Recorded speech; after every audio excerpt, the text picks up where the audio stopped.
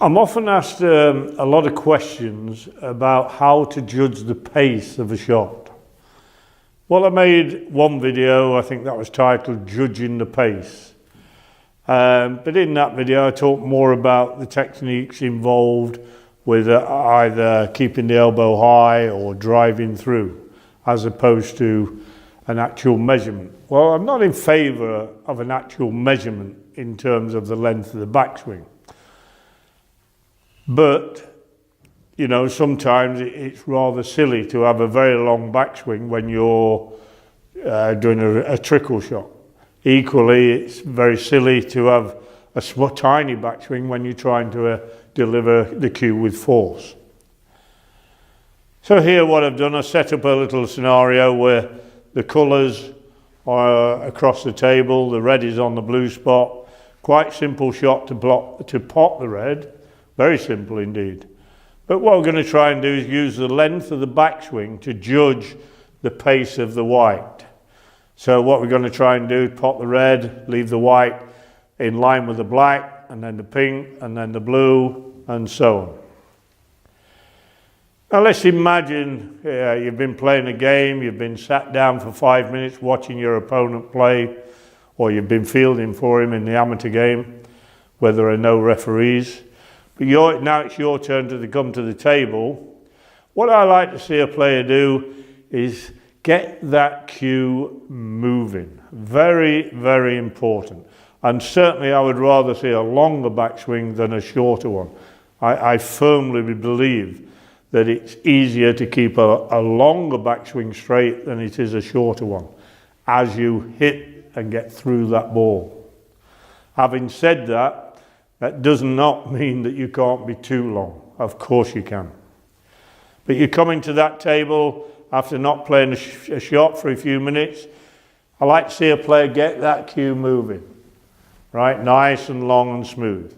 But now he's just playing a trickle shot and he's trying to get through to the black, in line with the black. So I'm going to get the cue moving. There, I'm happy that I'm cueing straight and relaxed. Now I can shorten down. So from there and through the ball.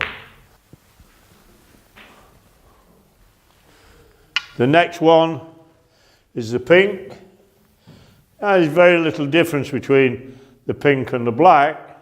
So really there's very little difference between the length of the swing. So here again, just shorten down, keep the cue nice and level, and through to the pink ball. The next one is the blue. And this one, obviously, we're not travelling very far at all with the cue ball after it's hit the red. So we could shorten the swing down on the backswing.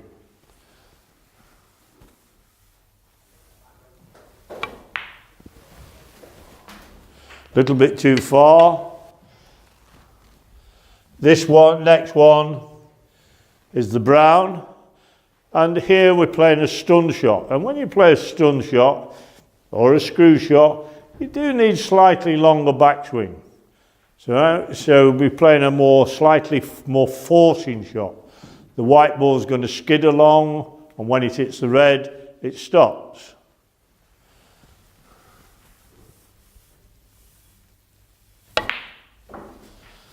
The next one is a slight screw shot.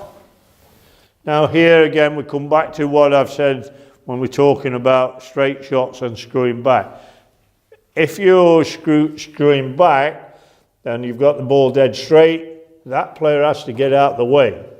Now I don't advocate that for beginners. All right, I like to see a slight angle, okay, so that he doesn't have to get out the way. We're still trying to get the white ball in line with the green, right, but we don't have to get out the way because we've got that slight angle. So slightly longer backswing because we're playing a screw shot and in line with the green. The next one is the yellow. So here we come in there, get through the ball, remember, and we're trying to get in line with the yellow.